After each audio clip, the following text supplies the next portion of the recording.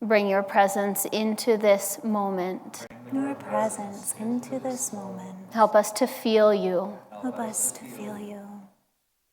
Your sweetness. Your sweetness. Your wisdom. Your wisdom. Your divine attunement. Your divine attunement.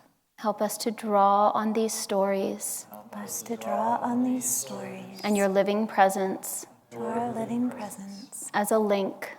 As a link. To draw us closer. To draw us closer. To Divine Mother. To Divine Mother. Through your holy life. Through your holy life. Om. Om. Peace. Peace. Amen. We'll begin with a little chant together. Of course.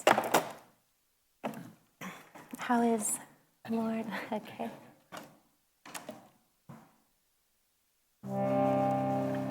And I chose the chant, Lord, I am thine, because it's such a offering, a self-offering song. And that's really how Swami lived his life, as an offering to the Lord in every way.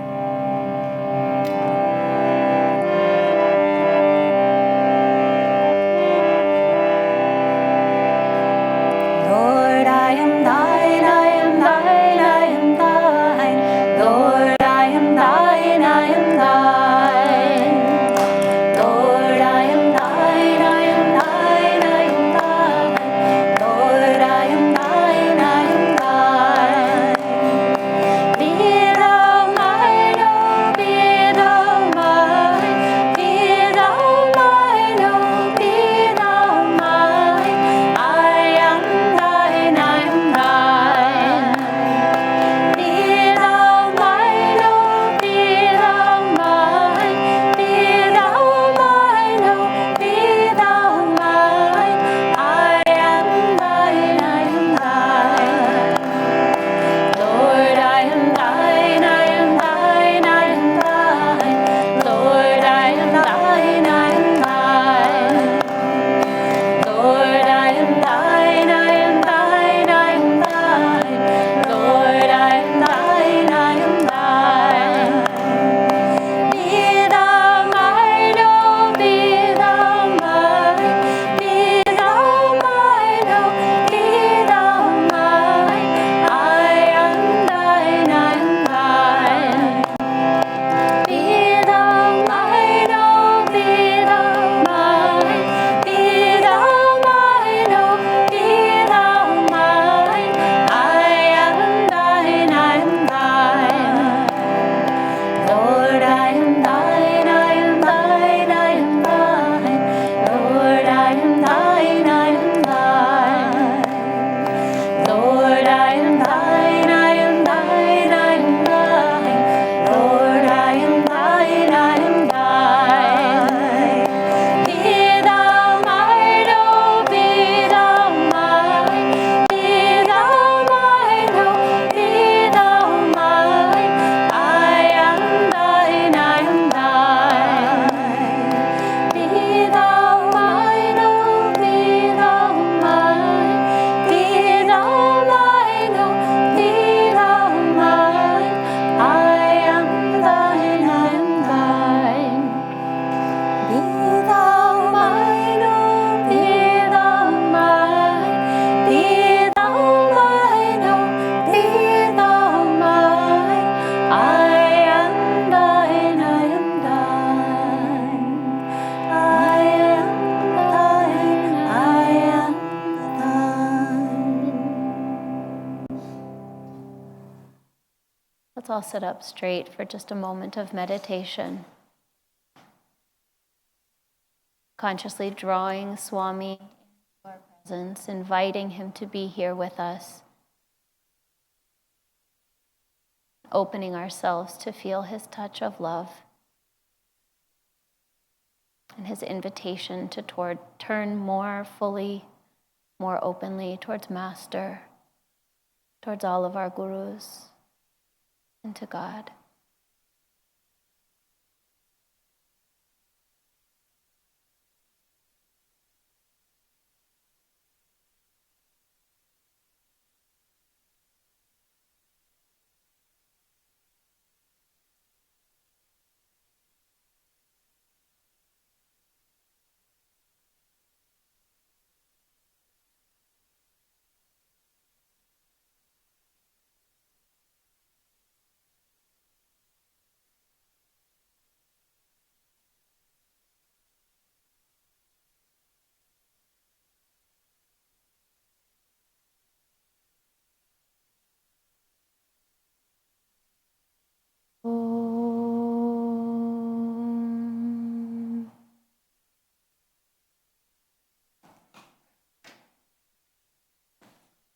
Good evening, friends. This is very, very sweet to be here together. I think one of the uniting themes of this trio is that all of us in various ways grew up in Ananda, and so in a very real way, the entirety of our lives have been defined by Swami's legacy. And we've all had touch points in the school system that he's brought forward, but we each have our own stories also and journeys along the way. So maybe we'll start with just a few minutes introducing ourselves and kind of sharing just more generally about where we've come from. And then we can dive more fully into stories and reflections. Sound good? Okay. So I'm Kshama. I think I know almost everyone. And I was brought to Ananda when I was 2. My family had found out about Master through my grandparents. They'd given my mother and father the autobiography of a yogi and said, I think you should read this. I think it will mean something to you. And first, they went to Self-Realization Fellowship. They didn't know that Ananda existed or Swami was who he was. But they were really looking for community. And they began studying the lessons and taking steps. But every time that they met with their spiritual counselors, there wasn't any kind of clear pathway towards really living an integrated householder life in the context of community. And so they started seeking it out in other ways. And then, so this was actually while I was in utero. I wasn't even fully here yet.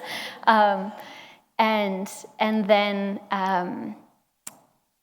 shortly after I was born, they found out about a direct disciple that was going to be giving classes in Sacramento. And so my father went to a class by Swami, and it started to grow from there. And by the time I was 2, we moved to the meditation retreat. And so I don't remember a time not being somehow connected with the community. And my first memory of Swami was probably the age of 3, maybe 4. And we were up at the meditation retreat, and I was with my grandmother, and we were walking around for those of you who've been there, the road that leads kind of around the main gardens. And we saw him walking down the road towards us, and he had a cane and his hat. And as we approached, he greeted my grandmother, and then he looked at me and he said, "Ah, my little Erica," which was my name at the time.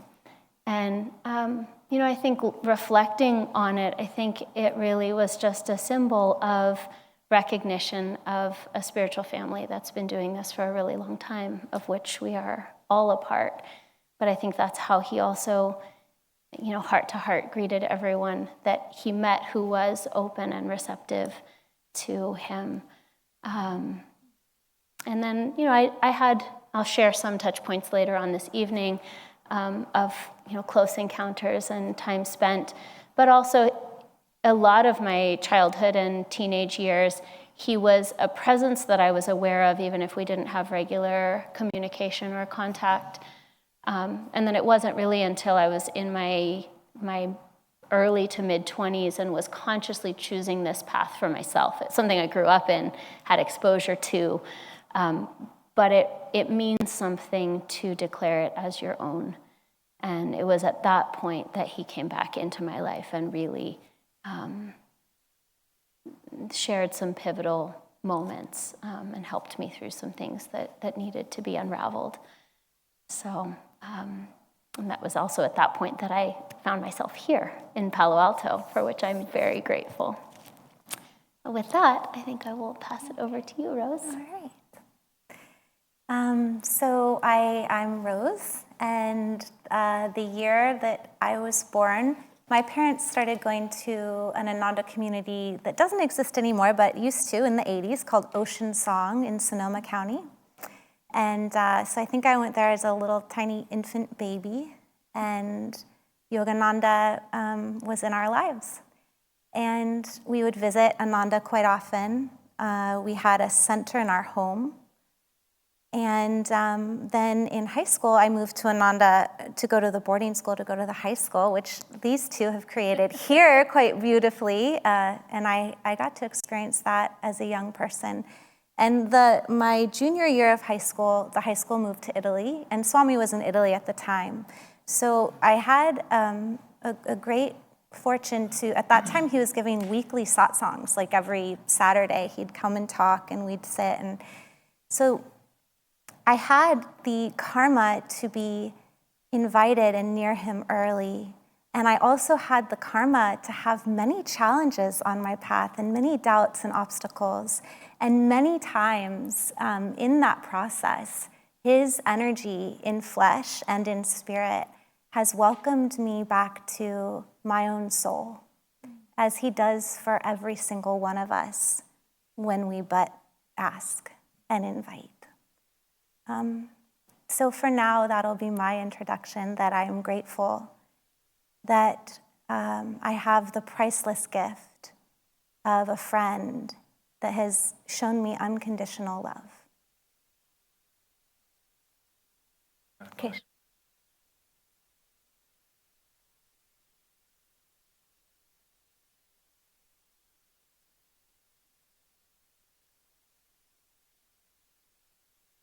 Here we are. So I'm Keshava, and I think I know all of you. I don't think we've met yet, but now we have. And I had the great good fortune of being born and raised at Ananda village as well. And what I've been reflecting on most in the last couple of years that I'd really like to share with all of you tonight is just the realization and the appreciation that all of my culture has actually directly descended from Swamiji. And that my entire worldview and what I know and think of as being my own, I owe to him entirely. And the more I reflect upon that, the more deeply inspired I am by his presence in my life, and the more I feel a deep sense of a debt, actually, and a deep sense of a debt of gratitude that I owe him.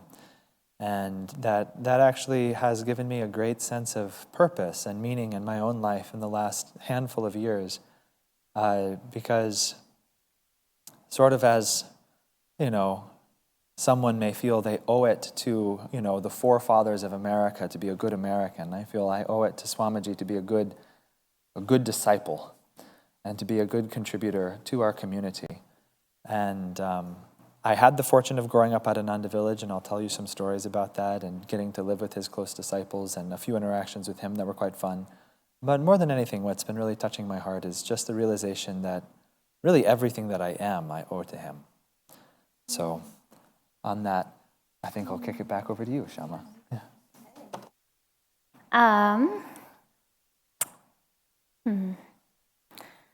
So I tried to distill out a few stories, starting from early childhood, and then kind of just trying to look at the arc of how he was supporting me and my growth and my transformation. He, as a child, I think there was always something very special about him, but I would never have been able to put it into words. But it was, it was like the beloved grandfather, but more. And so the moments of greeting him and speaking with him, or having him come to community events, and just blessing with his presence and offering his love and support, they were a treasure. And then as I went through my life and journey as a teenager, I became fairly disinterested, not averse to it, but not really tuned in. And it was right about this time, maybe I was probably partway through university actually, when this story happened, but I came back for, I think it was his birthday. I happened to be back visiting with my family. We went to Crystal Hermitage, and as he would often do in the dome there, he was holding a satsang, and people were coming in. It was before it started, And my dad noticed a moment where there was no line. He was just open and there, and no one was speaking with him. And so he invited me to go up and greet Swami. I introduced myself, you probably don't remember who I am, but I'm blah, blah, blah, blah, and gave him kind of the spiel. And he looked at me and he said, of course, hello, Erica, again. And then we talked a little bit more, and he, hello, Pooja, welcome. He looked at me and he said, how old are you? And I thought, oh, he's just trying to get context because he knew me when I was little, and now I'm not that much bigger, but a little bigger. So I told him my age, and he looked at me very thoughtfully, and then he got really intense and looked at me in the eyes, and he said, no, you're not. And I kind of reeled and immediately jumped to, did I miscalculate? No, that's how old I am. I'm very sure. And he looked at me and he said, you are ageless. And then that was it. And his attention shifted to, other people in the room and faded back. But it's imprinted on me, I think, both for the need to identify less with who we are in this physical form, in this incarnation, and to just remember the eternal nature of the spirit, and that we're nothing that's transient. We are eternal.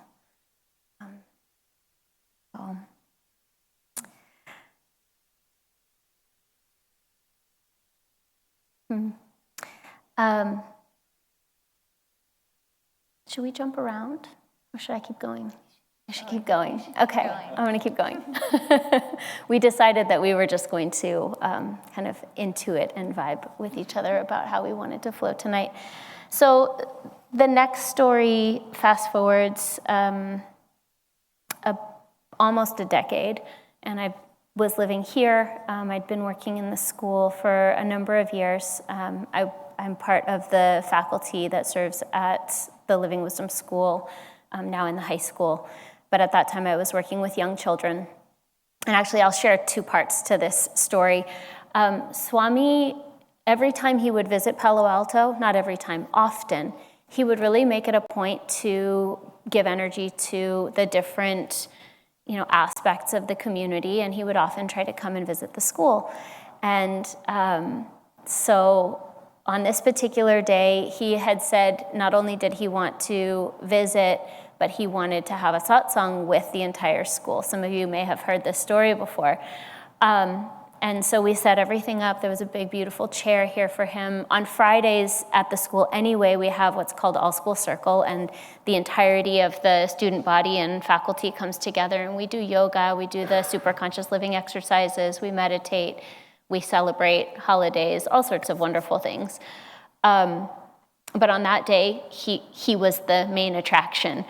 And all the children had written him. We shared with them who he was, and especially in the context of the school, he's the reason that we have this beautiful place to come to learn and to be together. And so they'd written him thank you cards. And Helen presented him with the pile. It was probably about like this.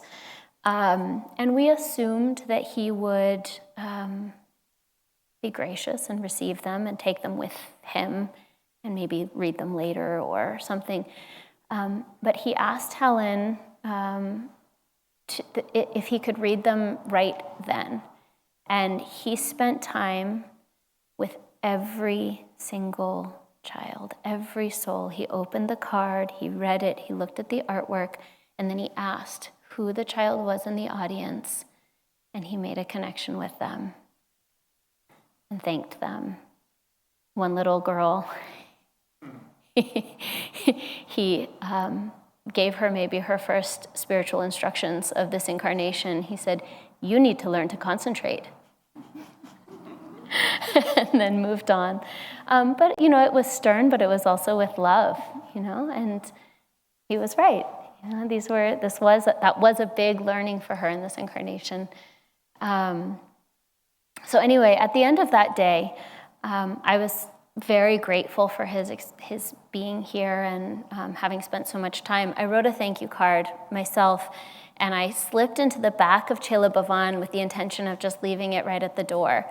But either Asha or Narayani spotted me. And they opened the door and they said, "What are you doing?" And I said, "Well, here's a card for Swami. Can you give it to him?" And they said, "You give it to him yourself. Come in." And they ushered me into the living room in Chela, and he was sitting in one of the rocking chairs there. So every time you sit in those rocking chairs, remember, he spent a lot of time in those. Just soak in his vibration.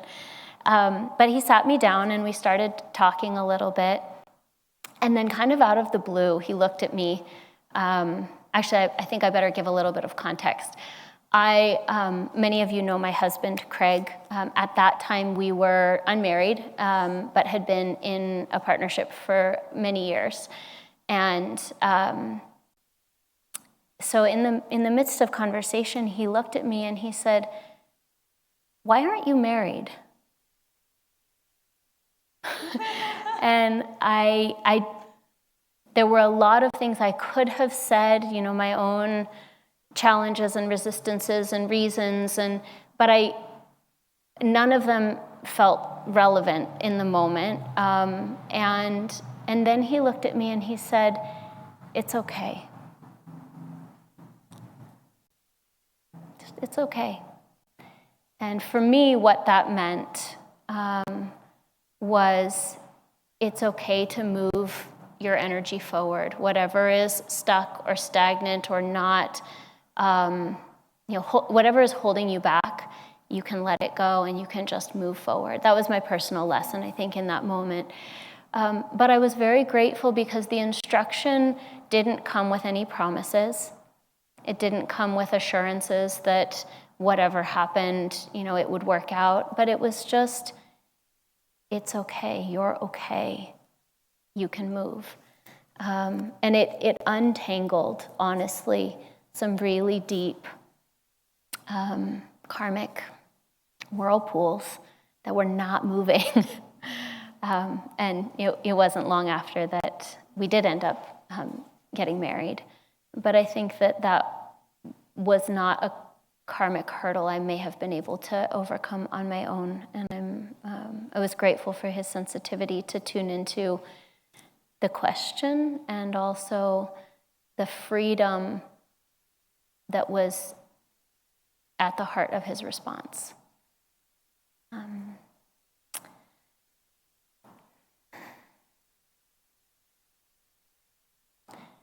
And then also kind of connected with,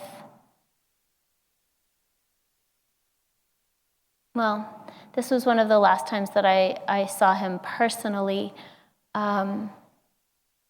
It was in Portland at the Laurelwood Center when it was in operation. And he was staying there for, I don't know what the event was, but I think it was the last time he visited Laurelwood. There it is. And so by that time I was engaged. And my husband and I went up to his house to ask for and receive a blessing for our marriage. And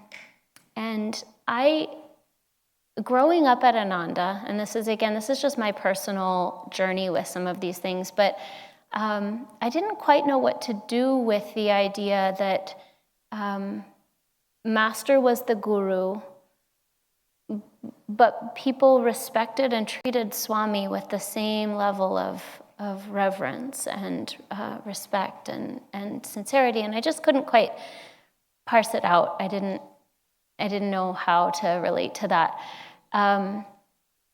But on that occasion, I think he really saw past that and realized and knew that, whether we acknowledged him as guru or not, he was the living link, is the living link in this line of gurus that we're blessed to be in partnership with. And he, as we were leaving, he blessed us and And then he said, I give you my unconditional love. And I didn't understand in the moment what that meant. You know, I wherever we are on our journeys, we take in as much as we can in the moments, but it's something that I've gone back to again and again and again, because it's what Master gave to him. It's what Sri Yukteswar gave to Master. It's what our gurus give to all of us, whether they can stand in front of us and say the words or not. It's the eternal promise.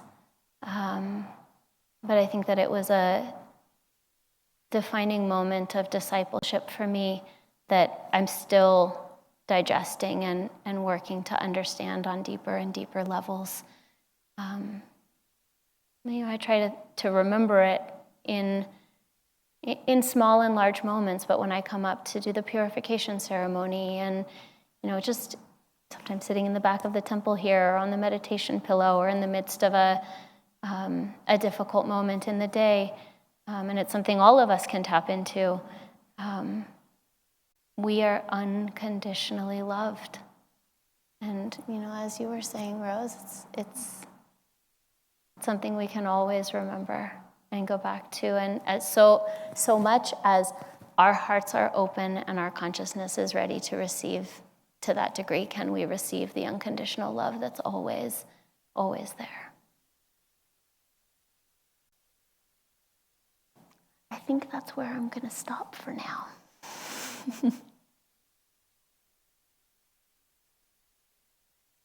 Moment and just sort of lift our eyes up and just take in, that thought that perhaps Swami is here tonight, that same promise of unconditional love for each of us. And tuning into what that means for you for just a few breaths. And lifting it up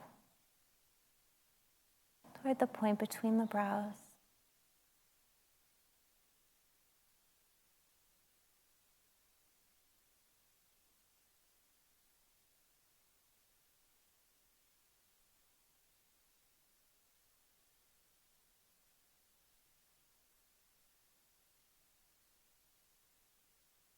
And when you're ready, I invite you to just open your eyes and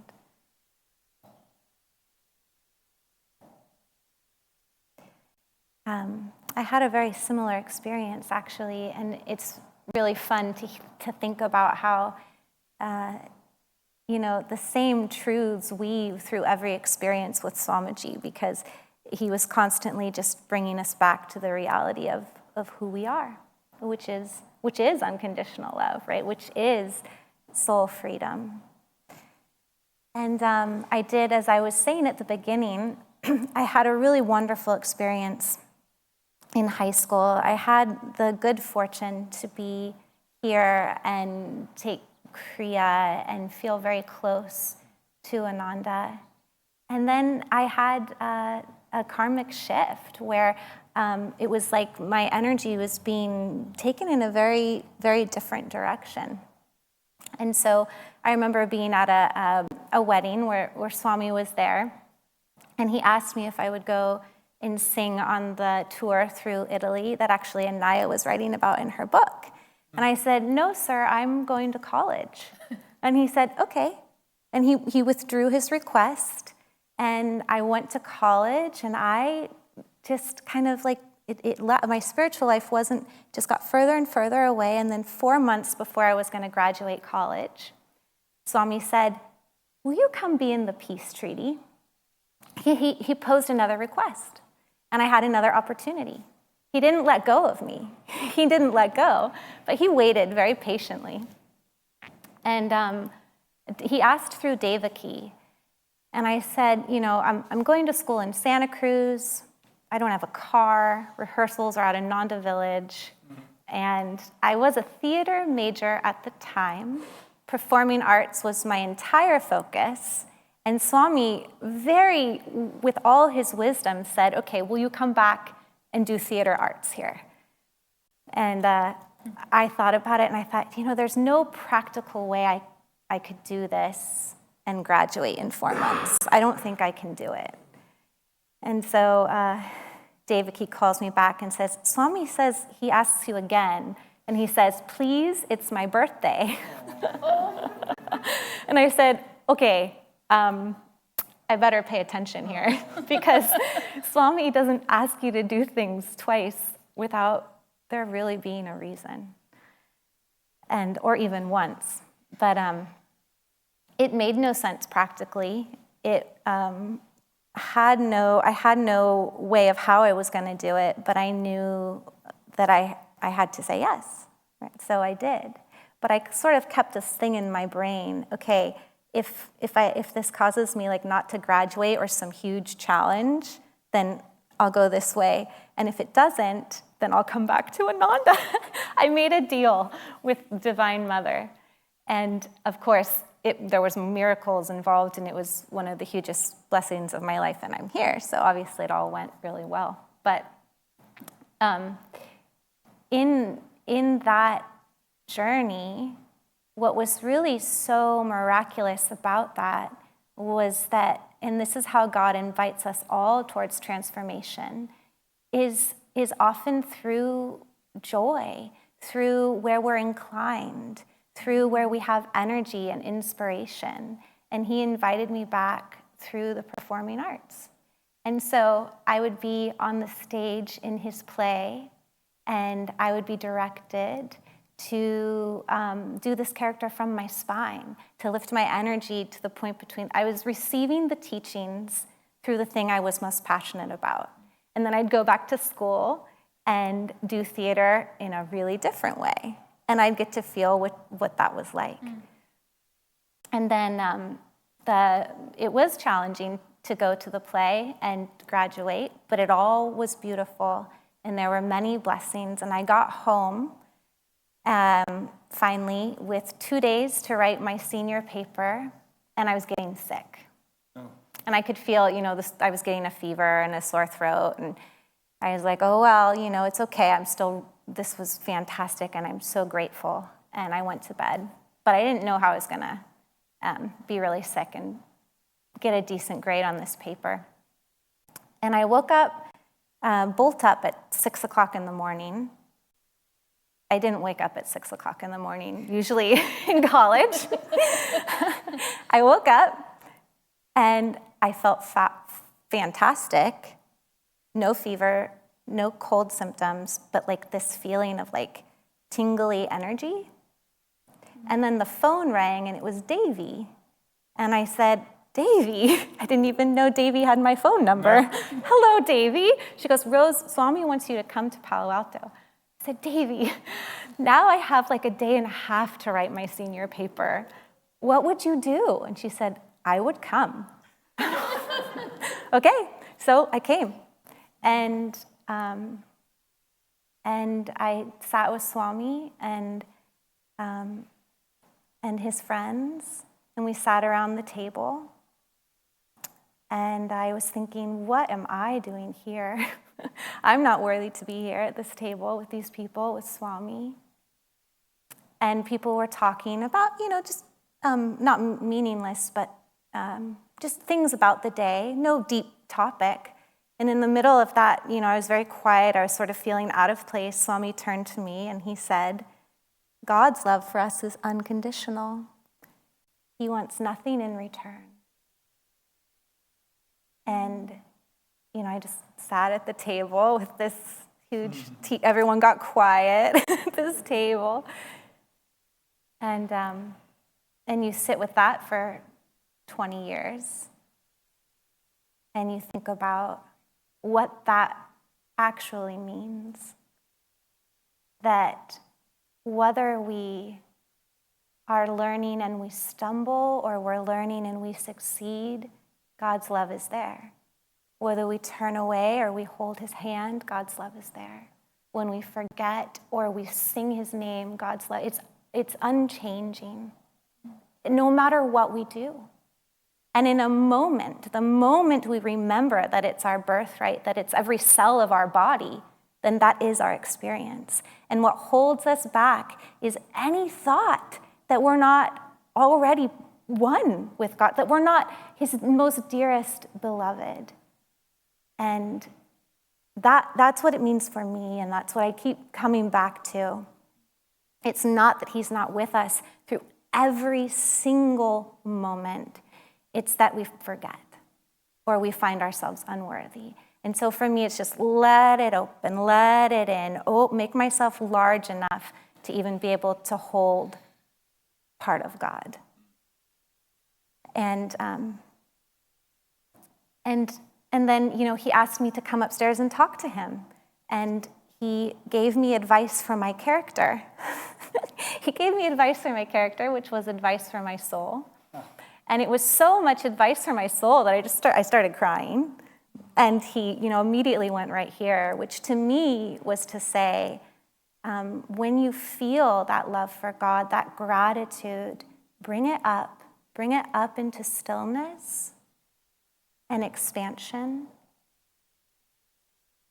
And in that moment, he saw me better than I had ever seen me, because he saw me as my soul essence and as who I aspired to be, and not my failures or my blind sights or my whatever. He saw who I actually was. And he was able to do that for every single one of us, and is. I won't say it as a past tense, because if you sit with his picture and you look in his eyes, there's timelessness and formlessness, and he's yours as much as he's anyone sitting here. And so for me and for all of us currently, he is able to do this because he fully realized who he was and related to himself as his aspirations, as his oneness with spirit, and mirrored that back. And that mirror was so beautiful that I began to weep. And once I lifted it up, and he's like, yes, weep for God, yes. Emotional rose, yes, weep for God, but bring it up, and open your heart and bring it up to God. And so those were some life-changing experiences for me. And then I did go home and wrote the paper effortlessly, joyfully, stream of consciousness, A+, no worry, like an A+. That wasn't me. I'm not a writer. That was Swami. And so here's the other lesson. Anything we offer to God gets multiplied 1,000-fold. Oh gosh, I'm afraid I'm going to lose this if I give it to God. It's not a real fear. God is limitless. And so whatever we give, it just multiplies. You can lose nothing, because that's the truth. Anything that's yours, you can never lose.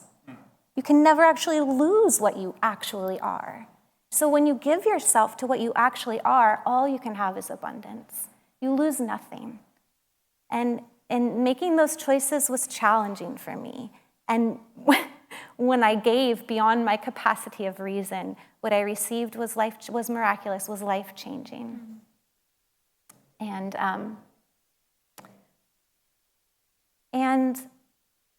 I think that's it. Maybe that's it. Maybe I have one more point, but I think that those are the points. We'll play around. We'll keep flowing. But Rose, would you like to sing yours? Oh yeah, and that's from the Peace Treaty, and so that was a song that I sang in this process. So sure, do you want to sing it too? Should we all sing it?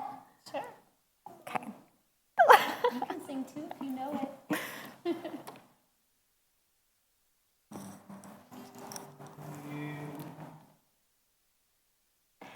Dearest, when I think of thee, heaven opens and I see shafts of light upon the earth. All then seems of noble birth.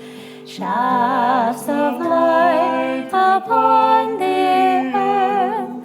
All then seems of noble birth.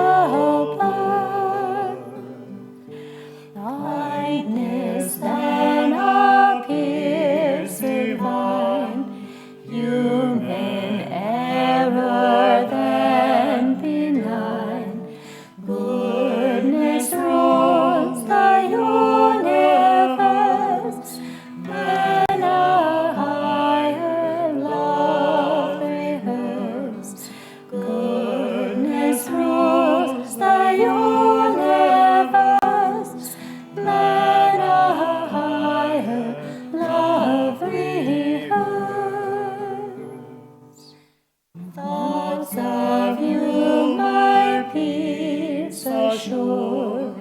Calm my heart and make it pure. Even so, your actions free, all in life that's base or mean. Even so, your actions free, all in life that's base or mean.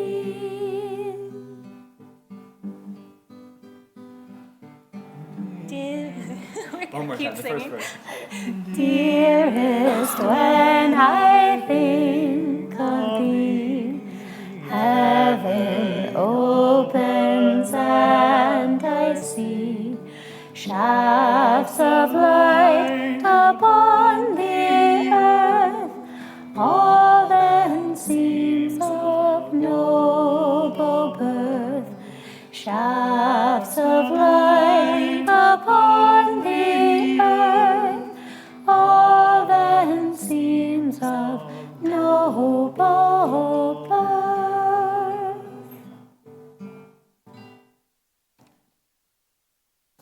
Thank you, that's a good idea.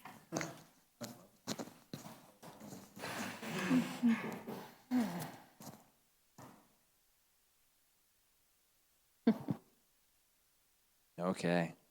That was actually what a wonderful segue into some experiences that I can share about my experience with Swamiji, and tying into what I was mentioning earlier, that Swamiji has really given me my entire culture, my whole worldview, just everything that I think of as a perspective on life is really my inheritance from Swamiji. And this song is actually a wonderful example of that. And as was mentioned, it's been my pleasure to get to teach at the Living Wisdom High School, which is a cyclical prank on me from Divine Mother, but one that I'm enjoying thoroughly as well. But what was very sweet was just last November, for those of you who were here, you heard some of our students sang this song in our concert in December, I think it was. And it was a concert that our high school students put on and composed entirely of Swami Kriyananda's music, and that they learned in the short course of about 5 weeks. And I had 2 of my students sing this duet together, which they thoroughly enjoyed. Of course, it's such a magnificent piece of music. But what was really tender and what really touched my heart was we worked on this music, they practiced the duet, they did all this, and they sang the song, and they had a good time. But then months later, in fact, just a few weeks ago, on another field trip, I was with the girl, and we were in the car together, and she started singing this song.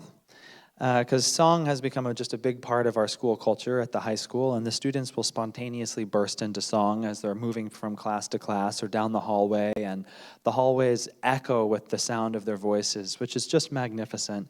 And we were visiting Ananda Village as a high school, which was also completely surreal for me, given the fact that it was where I grew up and where I went to high school, and now I'm driving a high school van full of munchkins around all the same places that I went.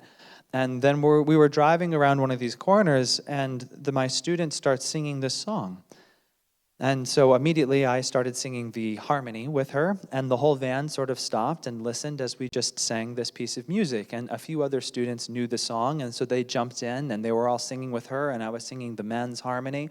And that was just so beautiful, and we sang the whole song through, and one of the students said, "Oh my gosh, that is just such a beautiful piece of music. Can we sing it again?" I said, "Of course." So we sang the song a second time in the van, and then we paused again in the silence that fell naturally after the music. And the girl who was singing this song, there was just a pause, and I said to her, "Do you know that this song is about romance?" No, actually, sorry, excuse me. I asked her, I said, "Do you know what this song is about?" And she said, "Oh, it's about the soul's love for God." And I said, "No, it's not. This song is about a romance." And she said, "What?" I said, "It's a romance. This is a love between 2 people." And she said, "Really? I just thought it was about God." And I said, "Yeah, you'd think that, wouldn't you? But listen again." And so we sang it a third time. "Dearest, when I think of thee, heaven opens and I see shafts of light upon the earth, All then seems of noble birth. And perhaps I'll just read the rest of the verses. They're so touching. Kindness then appears divine. Human error then benign. Goodness rules the universe. Men a higher love rehearse. And I could watch the look on her face as she began realizing that this song was actually about the divine potential of human love, to awaken within us the desire for the ultimate love that lies dormant in our hearts. And the third verse, thoughts of you my peace assure, calm my heart and make it pure. Even so your actions screen all in life that's base or mean. Even so your actions screen all in life that's base or mean. And then we repeat the first verse again. And after singing that with her, and I started talking about these lyrics, I said, isn't this a magnificent expression of what human love could be? And she was deeply moved by that. And then just a few weeks later, I heard her singing this song again, which is just to say, as in like last week. And I heard her singing this song, and once again, I broke into the harmony part, and we sang together. And then she said to me, if I don't sing this song at my wedding, I don't want the wedding. And I said, I agree, Shreya, I agree. Amen. You know, if I can't sing this song at my wedding, if this isn't the spirit of the union of my wedding, it's not a wedding I want. I don't want it. But what I'm trying to get at through all of this, which is to say, is that what Swami gave is a whole vision of what life can be and of what all aspects of life ought to be. That he came not to just give a teaching of techniques or to give Kriya Yoga or to teach us how to practice affirmations, but he came to show us a whole divine vision for what an incarnation dedicated to God could be. What is a life dedicated to God? And in all aspects. And because, frankly, many of us are not going to be able to meditate for 20 hours a day. I'm the first to admit that. But I want to love, and I want to love in the right way. And so Swamiji's music has taught me how to love, and it has taught me how to relate to the world. It has taught me how to respond to the varied circumstances of my life. And it has now become my greatest joy, and really sincerely, perhaps my greatest human pleasure, to be a transmission station for the wisdom which he has given me into the lives of others. It's a magnificent blessing. But, so, I could talk at length just about the music that he gave. But it was something that I would like to encourage all of us to think about.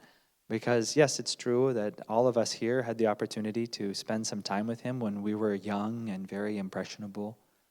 And it's true that a single moment in the company of a saint can be the raft across the ocean of delusion. But as they have already said, that moment does not have to come when he's in a physical form. But more to the point, that moment, that grace will come as we learn to live in tune with his vision. Which is to say, as we learn to receive the power of Yogananda's grace, of God's grace, as expressed through Swami Kriyananda. Now, of course, that's a massive topic. That's like the whole topic of discipleship and attunement. So how do we practice that? Well, how did I have that practiced on me growing up? Well, largely through this music. I sang this music from when I was a boy. In the first grade, we'd sing, I'll tell the world I don't have money, but life is wonderful, and every day is sunny. The trick is this, don't beg from anyone, just live in joy, be free inside. We learned this to teach us rhythm. Swami Kriyananda said he composed this song to teach children rhythm. And so you tell the kids, like, hey, you get to learn how to clap, and we're all gung-ho about it, but you sing this song enough times, and then all of a sudden I find myself 17 years old, moved out of the house, I'm living on my own, I'm trying to be financially independent, I'm broke as a joke, I can't afford to buy socks, not hyperbolizing, and my lunch every day was a can of refried beans that I would pop the lid off of and eat with a spoon. And I would call my older brother, who was in similar situations, and we'd laugh. What does it matter? I don't have money. And that little song would play in the back of my head. I'll tell the world I don't have money. It's fine. And then by contrast, I've met people who make $400,000 a year and feel that they're poor in this city. And so that little children's song didn't just teach me rhythm, it would seem, but many other things. And as I grew older, I started singing in the choir at Ananda Village, and I started singing more and more of his music. And what was amazing was that even the fact that I didn't understand even what I was singing much of the time didn't stop it from transforming me. Then I remember very distinctly one of the most powerful formative memories of my youth was, I think I must have been about 12 or 13 years old, and we were preparing for a performance of the oratorio, which is the story of Jesus' life told through music. And I have to give a little plug here. Our high school is doing a performance of the oratorio next week on Thursday. Be there. And we were preparing for this concert, and I was singing as like a boy soprano or a boy alto. I don't remember. It doesn't matter. I was young and little is all I mean to say. And we came to sing a song called Living Water. And the lyrics of this song, magnificent. Though fallen deep in sin, by men abandoned, if longing for his grace, truth be your guide. Now I'll tell you, it took me singing that song for about 15 years to figure out what the heck that meant. Because there's all these commas and the sentence structure is kind of confusing and it's written like poetry. When I was a boy, I had no idea what I meant, except for I was like, yeah, fallen deep in sin, that part sounds cool. But then the part that's very easy to interpret, that doesn't take a genius, is the triumphal part of that song goes like this. He can redeem you from every evil. Now, in this choir rehearsal, we sang that song. I was under the baton of David Eby, who was at the time really trying to bring a new level of excellence out of the Ananda choir. And listen, all of you guys here in the Palo Alto choir, you have no idea how easy you have it. He would make us sing something like 50 times, over and over and over if he didn't like it. It was great. I loved it. And we sang that one phrase 50 times. I mean, it may not have been literally that, but it felt like that to a 12-year-old's brain. It was probably 10. But he can redeem you from every evil. And then the next phrase, friend, only think of him. That's all that it takes. That's what the song is saying. And we just sat there and we sang it over and over and over. And you know what? Suddenly on the 50th time, something happened, and finally the importance and the power of that song cracked through the ignorance of my heart. And I understood what it actually meant. And it's not that I could suddenly sit down and write an essay. Sorry, I wasn't yet in that spot yet to be able to sit down and write an essay on it, but I could feel the promise. I felt the grace of Christ is what I felt. And even now, still to this day, that word redeemer has an almost indescribable power to me. Because I felt what it would truly mean to be redeemed by the grace of God. He can redeem you from every evil. And it was like in this moment I felt the promise of the avatar holding his hand out to me, that all the past darknesses of countless lives can be lifted in a single moment of true receptivity to the divine grace. I was 12 years old. But when you experience something like that, it completely fundamentally changes the way you look at the world and the way you look at humanity, the way you look at the avatar, the way you perceive forgiveness or mercy or grace. Because now I believe that no one is beyond redemption.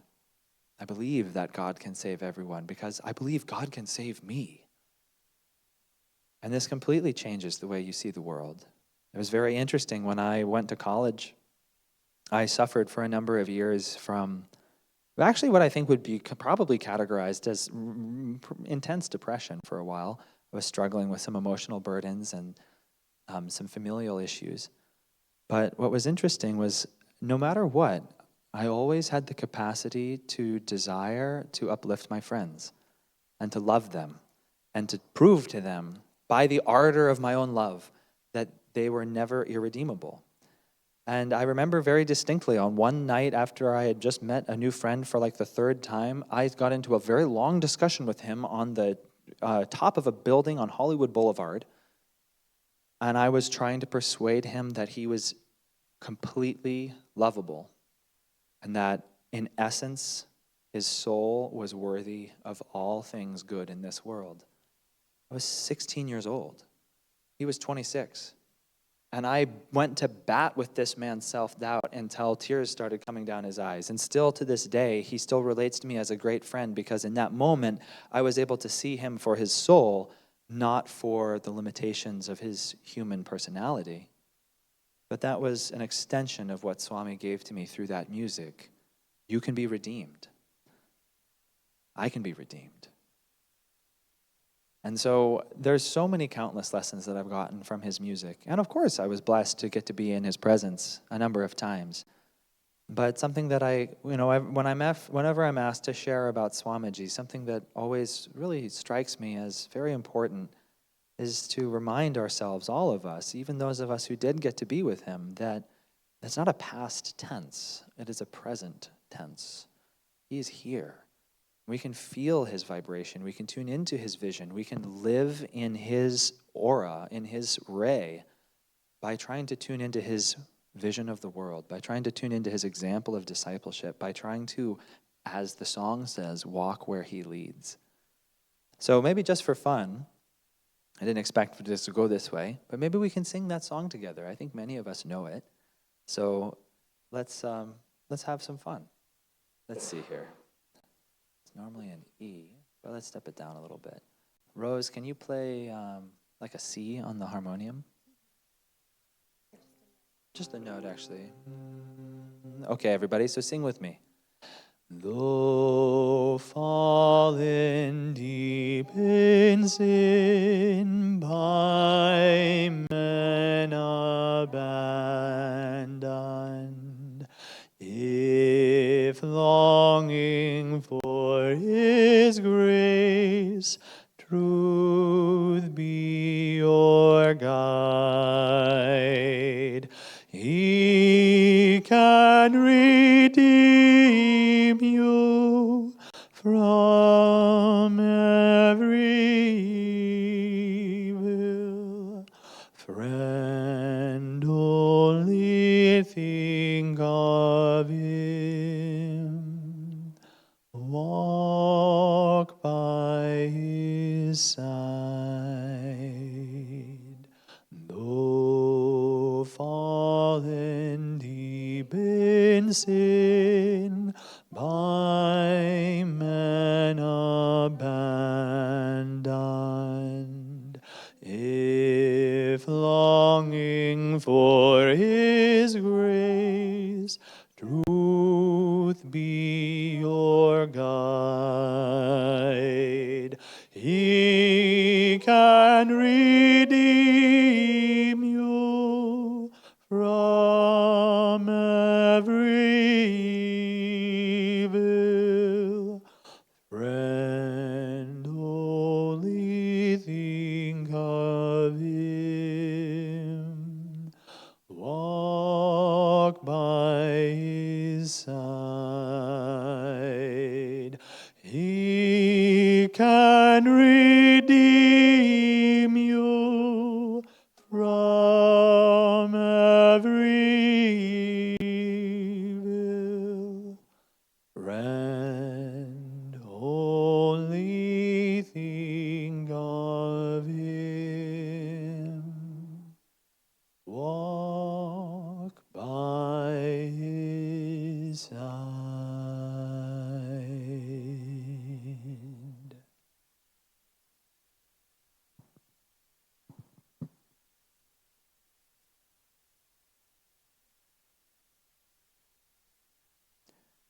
I'll share one more story about Swamiji and music, and then I'd love to ping-pong it back to you, my friends. But when I was a little bit younger, just about 10, David Eby put on a large concert. I think it was for either Swami Kriyananda's birthday or for Spiritual Renewal Week.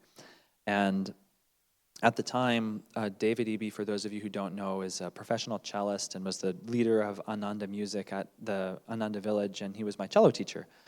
And as we were preparing for the concert, David had the ambition of performing the piece of music, Life is a Quest for Joy, in its entirety, which if you are unaware is about a 23-minute long suite. It's quite long. And he wanted to perform the entire thing as sort of the culminating moment for one of these concerts, because it is it's truly a transcendent piece of music. And so, but David didn't have at his disposal an entire professional string quartet or chamber orchestra. He had a whole bunch of kids. And so what he did, the suite, for those of you who don't know, it's the main melodic voice is carried by a solo cello. And then the harmony is played by a violin. And they switch back and forth. Again, it's sort of like a duet between the soul and God, and it's a magnificent piece of music. And so David brought in a professional violinist and a friend of his from Grass Valley to play the complementary violin part, and he would play the solo cello part, but he needed an army of little minions to play the really simple underlying supportive parts, and I got to be one of those minions. Now, what was magnificent about this experience was that it was one of the most boring things I'd ever been asked to do in my entire life. And the reason that is because if you're playing one of the supporting little string parts, it is interminably dull. Your part basically sounds something like this. Bum, bum, bum, bum, bum, bum, bum. And you just repeat that for like 20 minutes. It's really challenging. And at 10 years old, it's just mind-numbing. And like you have to sit there and count and make sure you don't get off, because if you get off, then everything goes down the tubes. And so we were rehearsing this for weeks, and I can't tell you how painstaking it was, Gertz knows, to be in rehearsal for this and to just keep failing and for it not to be sounding good and all of this. And David never gave up on us. And long story short, fast forward to the night. This was my experience with Ananda music many times. I was like 10 years old, and as sometimes 10-year-old boys can be, like kind of eternally reluctant until proved otherwise. And as I was sitting there, my parents dressing me up in my nice little shirt and everything, and I was thinking, I'd so much rather like stay home and watch Power Rangers than have to go play in this concert. And they're like, well, David's counting on you, so you have to go. And so like they dragged me down to this concert, and I'm sitting there at the amphitheater in the dark, waiting to go on and play Life is a Quest for Joy. And there's been a long concert. It's probably been an hour. The whole time I've been just like boring, boring, boring. And then finally it's my turn to go play. And I get up and we take our seats, and there must have been 6 cellists, because there was just this whole little posse of little boys who all played the cello. And actually, of all things, Steve D'Amico was sitting right behind me. I still like really distinctly remember that. Steve D'Amico is our resident professional bass player here. And we started playing that piece of music, and it is such a vivid experience for me. We started playing that music, and something shifted, and I finally understood what the piece of music really was. And that piece of music, it like lifted me into an astral plane, and it reminded me, oh my God, this is what life is. The song is entitled Life is a Quest for Joy, and I'm 10 years old playing it, and I'm like, yeah, it is. I don't know, it woke something up in me, and it was one of the most powerful moments of music that I've ever done. Now, for those of you who don't know, I went on to become quite a successful competitive level musician, and I played some of the world's greatest cello concertos in competition. I played with orchestras. I played in front of 5,000 people. None of it compares to that moment being 10 years old playing Life is a Quest for Joy. It just completely blew my heart into 1,000 pieces, and it was transcendent. And as I was sitting there playing that music, my part was just as boring as ever, but I felt divine joy flowing through me. And maybe that's like a metaphor for like what life can be. You know, maybe we don't always have to have the melody, and maybe we don't always have to be the most visible or the brightest or the captain or famous or a billionaire. But maybe if we're playing the supporting part to a magnificent piece of music, maybe if we're part of a symphony of divine love, we can forget our little self and we can become the symphony for even just a brief moment. That's what Swami is inviting us to be. He says, you can be the symphony and I'll be the conductor. And in that moment, I got to become that symphony of divine joy. And I was in ecstasy. I felt so much bliss when I played that song. And as I was playing it, I thought to my little 10-year-old brain, I'll play this anytime David asks me to. Now, to my regret, he didn't ask me to play it again for about 15 or 16 years. But actually, before I go on, I have to say two things that were very touching. At that end of the concert, Swami was so pleased. He praised David up and down, which Swami almost never praised anyone like that. And in a Sunday service talk, which Asha happened to have just sent to me last week, Swami references that concert and says that he really respected David for being so courageous as to try and pull off a concert with a bunch of amateurs and a bunch of kids. But that's exactly what I'm trying to say. Swamiji wasn't here to show how great he was or to say that only we can do it if we can be perfect. He was here to show us that we can all play along and that we all should play along. And that we should all try to uplift ourselves into that ray. And that's what pleases him most. But at any rate, just to finish this little arc of mine with that piece of music, I was finally asked to get to play it again. Just a couple of years ago at the 50th anniversary of Ananda. And I got to play it again with my teacher, with David, and with a couple of other kids who I grew up with. It was very surreal. And as we were playing that piece of music, I apologize, as we were playing that piece of music, again, I felt so much bliss. And I really deeply felt, this is a personal thing, but I really felt one of the reasons I took incarnation in this lifetime was to play this music, was to play this song, was to play his music. I came for that. And now, of course, that's a personal karma, perhaps, but in a way, if you're in this room, you came to play his music. You came so you could be the instrument through which divine beauty could flow. And I think that's just magnificent.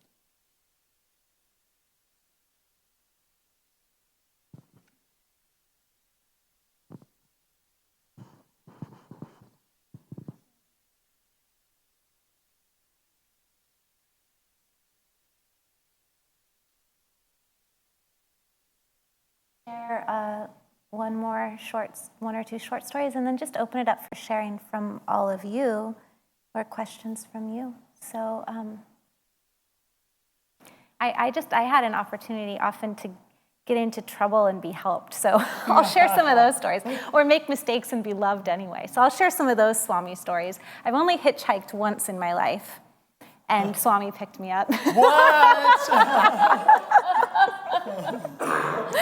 I was in Italy at the time, and I went with, there was no one my age at the time. I was 17, I was at Ananda CC, and there weren't a lot of young people then. It wasn't like it is now. And I kind of felt I was having a really good time. I was really deeply immersed in what was happening at Ananda, but there were some kids my age, so a little bit older teenagers that lived nearby, and I decided to go hang out with them, to be a teenager for the day. And we went up the road to some swimming hole, and I realized I didn't actually want to be in that vibration anymore. I wasn't used to it. It felt kind of uncomfortable, and we were heading back, and they were going to stay longer, and one girl came back with me, and she's like, well, let's just hitchhike, on the road in Italy. I'm like, oh man, what have I gotten into? And a car pulls up, it's going really fast around the corner, it pulls up, it skids up, and it's Swami. And we get into his car, and I say, well, thank you, Swami. And he just starts asking us simple questions, tuning in. He tunes in to the teenagers in his car. Well, what music do you guys like to listen to?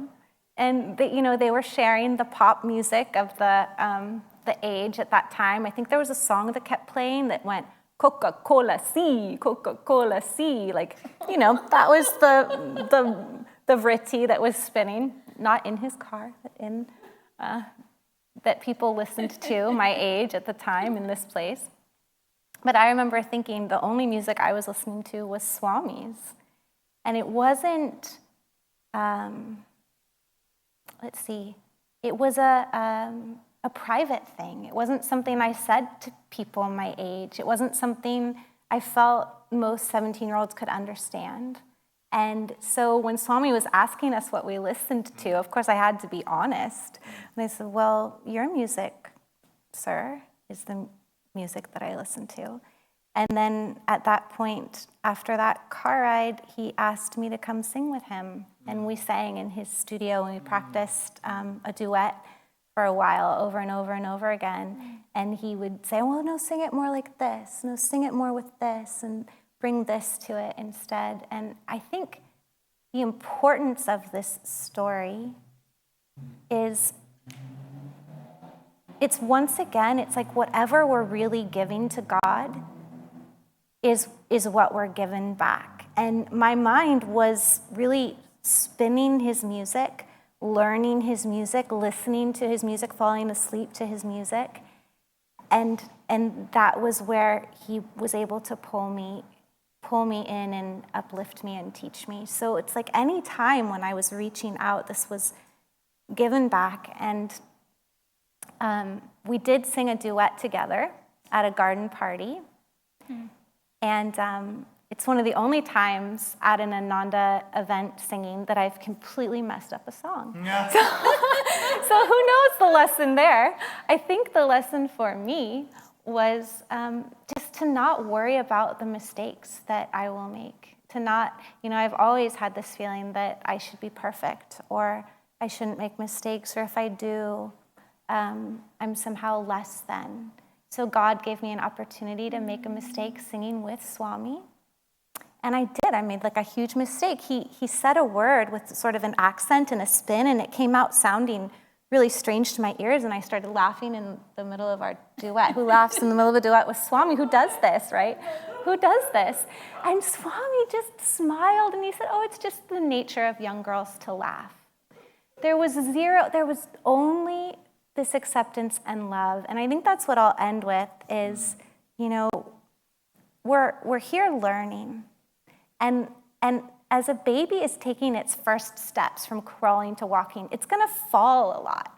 And we don't say, that baby failed. Look at it, fell. No, it's learning. And so each of us, as we're on this path together and we stumble, the way that Swami held me was, it's the nature of a baby to stumble. It's the nature of a young girl to laugh. It's the nature of a devotee to learn and to make mistakes and to be imperfect, and with every stumble to get up and feel the Divine Mother's loving hand and to keep going. And none of it's a failure, and none of it's even a mistake, because there's no way to learn without that process. But when we experience that process with our hand in Divine Mother's, then it's joy. Then it's joyful learning. So that's what I wanted to end with. I have one more that I will share also. You sparked another memory. This is not my story, actually. I was in it, but this is actually Craig's story. And so he and I were in Italy. We met on a college trip. I had not yet realized that this was my path, but I knew that I was looking, and as a child, I'd spent a year living in Assisi with my family in the center, and so there was a connection point for me. It felt like another home. And so during a semester in Florence, I decided to go back to Assisi for Easter. And I shared with some friends. They weren't able to go. Craig heard about it. We had just met, and he was a friend in this larger group. But he said, I'm curious. I'd like to go with you. And so I said yes, and I was a little bit nervous. I'd never welcomed anyone, friends, peers, into Ananda. But I said, okay, yeah, I'll take you. So we went down to Assisi, spent a couple of days exploring the town, and then had friends take us up to the center for Easter. And we went into the temple for Sunday service. For those of you who've never been to Ananda Assisi, it's a very international retreat center. There are people from all over the world. At that point, simultaneous translation was happening in the room in about 3 or 4 different languages. So you had, the Spanish pocket, and then German was over here, and there was a Russian group, and I mean, it was amazing, but it was a lot. Craig grew up in a beautiful and very devoted Christian family. So this was way outside the realm of anything he'd ever been exposed to. And we sat down, chanting began, the service started, and Swami walked down the aisle as the minister and light bearer, and he gave the talk that day. So it was Craig's first touch with Swami. The rest of the afternoon unfolded. We had a beautiful lunch in the retreat center there. Friends welcomed us and just kind of made us feel very much at home. And as we were leaving, we'd gotten back on the train to go back to Florence. I kind of timidly said, "Well, what'd you think?" Not sure quite what his experience had been. And he got really quiet and thought about it for a while, and then he said, I don't understand what I just experienced. I don't know what that was. I don't know, Sanskrit chants, oming, all of it. I don't know what that was, but the eyes of every single person there were so full of kindness and light. There must be something to it. And I think that, all of Krishna's soldiers look like Krishna. I think all of us carry, whether we're aware of it or not, kind of a wellspring of Swami's consciousness and Master's consciousness, because we're opening ourselves to this ray. And it's both a blessing and also a responsibility to continue to open to it further, so that more of that consciousness and presence can flow through and touch other people, whether they're aware of it or not, whether they are seeking the source consciously or not, but to give back to Swami by first offering ourselves and then being as open a channel and window as we can be for everyone else that we come in contact with, to have a touch of his love. Good night, Pooja. We have just a few more minutes. You want to open it up? Would anyone like to share anything or ask anything in the few minutes? Do we have 10 minutes? Mm-hmm. Yeah. Might as well use my question. Yes, thank you so much for sharing your testimony. It's very touching and personal, but I have this feeling that we're living in Silicon Valley, and a lot of people work very hard and think very worldly to make 6-figure salaries in tech. And if you play sports and drink and do worldly things, you're more able to accept that oh hey, at work people are very Machiavellian and everyone's trying to get ahead, and you don't take things personally, people gaslighting each other at work, or office politics and all this stuff. But if you really get like deep into the spiritual stuff and really have like deep divine communion with God, then like those things are going to bother you, and you're going to become like, you know, a very loving and hypersensitive person. And then maybe after a few years, you'll lose the ability to make a 6-figure salary, and like you just want to like, you know, be a monk or something. And like, how do you solve the dilemma that like this love for God like inherently leads to like extreme forms of relating to the world? It's a very interesting question. And I think my response, and they'll have things to share also, is that you're in process, because when we truly come into a place of knowing the divine within, we aren't influenced by the realities of other people around us in the way that you're describing, that we can move through the world unaffected by how people are relating outside, and we can be a stronger force for light and for goodness without their energy having so much impact on us. Would you like to touch on that at all?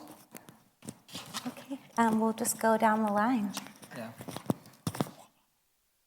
You know, it's an intricate and complicated question that actually there's lots of questions in one. So I don't dare to try to actually completely answer it in one sentence, but I think what I would say, I'm currently in a position where I'm in a very intense environment in a clinical mental health center as a counselor. And I seek protection daily. And I seek protection through the Guru. And I pray that he surround me with his light and his protection. And I try to keep my energy here. And I don't leave my home until I feel the presence of my teachers. And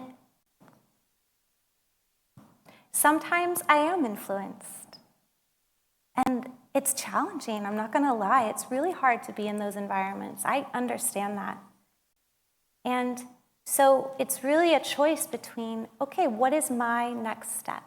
Is my next step being in those environments and using my daily practice of deep meditation to help me? Is my learning to be in those environments and feel the Guru's blessings and learn to be strong in that way?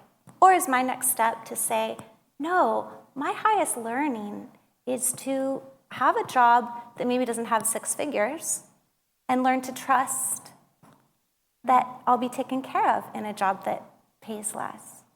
Or maybe my next learning is, but it's individual. And when it's your intuition, it'll feel calm. And then you'll take a step and you'll see how it feels. That's what I would say. Yeah. I've got a favorite quote from Yogananda. Okay, you ready? Meet every circumstance on the battlefield of life with the courage of a hero and the smile of a conqueror. I think many times, like they said, we tend to confuse spirituality with meekness, but the greatest souls are lion-like in their power. Swami Kriyananda himself overawed me with the force of his will and the power of his mind. It was unbelievable how strong he was. And that's what we're all supposed to grow towards. So, yeah. Mm-hmm. Fun times. It's good. Anybody else? Any thoughts? Chandra. Do you want to take the microphone? Ooh. Yeah, that's important. Swami Kriyananda created Ananda, and I mean I'm reading a book about it now by James or somebody named John Ball or something. Anyway, he was, I don't know how to say it as elegantly as you all, but he was a strong person, and his spirituality. I'm not going to be able to say it. Can you explain it? How he created Ananda? I mean, he started out with a bunch of hippies and. Well, yeah, I think also something that's worth saying that you're getting onto is, yes, you're right. The world is broken. There is, we are twisted around our own materialistic desires and Machiavellian willingness to destroy one another in pursuit of them. And so that's why we have built Ananda, is so we can live in a higher way.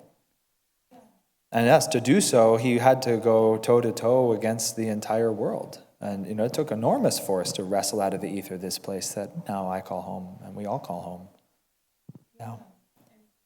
When you think about even the church, Asha and David, how they brought this. I mean, we were meeting in above Kinko's or something. I wasn't around when that was happening. Ah, the old Kinko's days. Yeah. Here, you can take it. I think you'll finish this off here. Okay.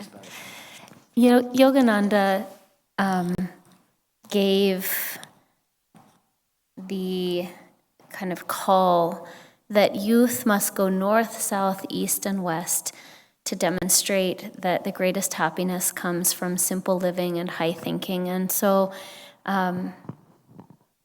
for all of us as we move through the world, and especially when we find ourselves in environments where we feel that the general culture and the consciousness of the people around us or the communities that we spend time in are dissonant with our aspirations, I think it's a call to action to find places where we can be, where that consciousness is more elevated and in tune with where we aspire to be going, and to put our energy into creating places like that on the planet for our own benefit, but for the benefit of many others. And to work to be part of creating the solution towards a better world. So maybe we can close with a chant, a brief chant, and then we'll end. Yeah. Who wants to play the chant? I think you maybe should. Keshava, will you close out with a prayer then? Sure. Why don't you just do it, because you have the mic. Yes, sir. I'll take it. Okay. You fill my heart with music.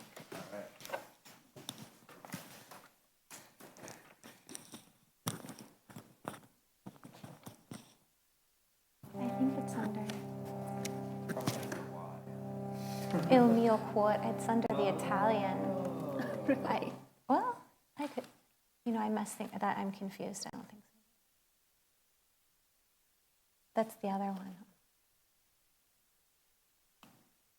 No, it's under you. Yeah. I was thinking of. Okay.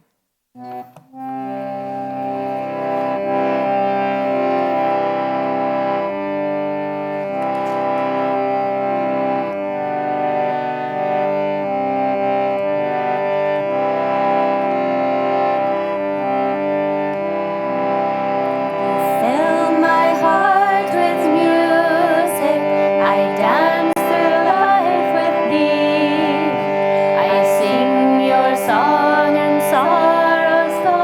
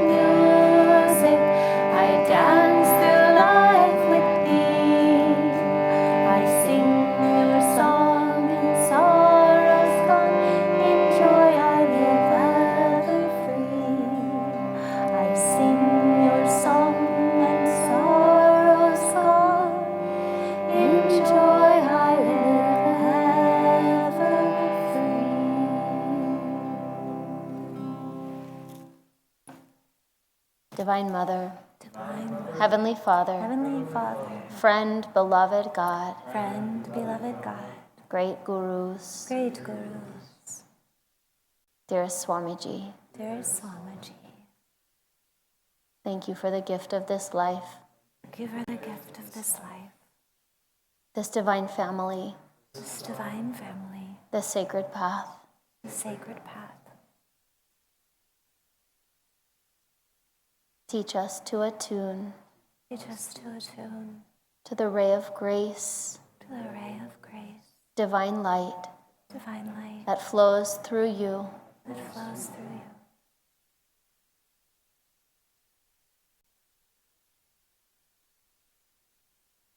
be alive always in our hearts, Be alive always. and train us to know, Train us to know, to feel, to always be aware of your presence. to always be aware of your presence.